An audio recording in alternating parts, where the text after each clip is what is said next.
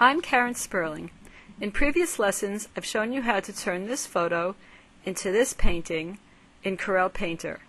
In this lesson, you'll see how to change the background to create this painting in Painter using this photo, including how to use the cloner brushes and the underpainting palette's color scheme and vignette effects. First, I opened this photo of mine and clicked Quick Clone in the underpainting palette. I shut off tracing paper by clicking the icon in the Window's upper right-hand corner. I chose Smart Stroke Painting and Smart Settings in the Auto Painting palette. I chose the Artist Brush and the Sargent Brush variant. I clicked the rubber stamp in the Colors palette to pick up colors from the photo and then close the Colors palette. I clicked the green arrow to run auto painting. Painter added brush strokes automatically. I chose this photo because the light source came from the upper right, like in the previous painting, so they were a good match. I let the strokes go till they stopped by themselves. I fast-forwarded through the process for this tutorial. Then I used the cloner's flat oil cloner to bring back some of the foliage that disappeared during auto painting. The flat oil cloner did a good job of translating the photographed leaves into painted ones. Again, I fast-forwarded through the process for this tutorial. Next, I adjusted the colors to match the ones in my painting. Here's the painting again so that you can see the colors. I chose my current painting in the Window menu and chose the painting with the couple in the Color Scheme menu in the Underpainting palette. This brought the original color scheme into the new background.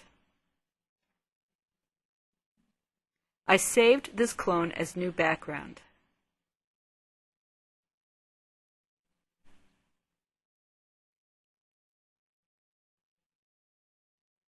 Then I chose File Clone so that I'd have the original for corrections later.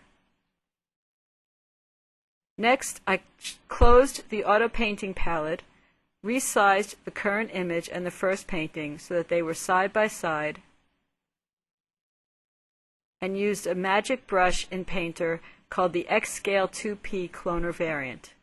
In the couple image, I pressed Alt on Windows, Option on Mac, and clicked a point at the top and bottom of what I wanted to copy. Then I pressed Shift Alt on Windows, Shift Option on Mac, and clicked a point at the top and bottom of where I wanted to copy to. Then I painted. I started in the middle and worked my way out. The X-Scale 2P Cloner brush resizes to scale when you paint in the destination image. I find it's a lot handier than layers for combining figures with backgrounds.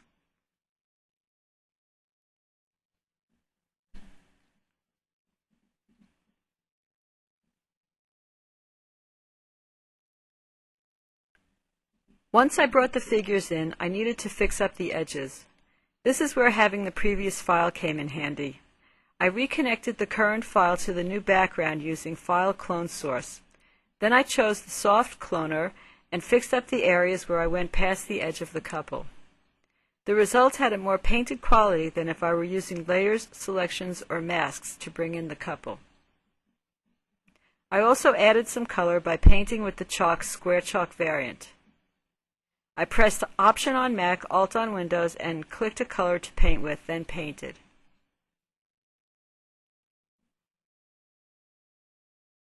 I fixed edges some more by painting with the soft cloner. I blended the brush strokes by painting with the Blender Smudge variant. Last, I gave the painting a vignette effect. I chose Rectangular Vignette under Edge Effect in the Underpainting palette to finish off the painting's edges, and adjusted the amount slider.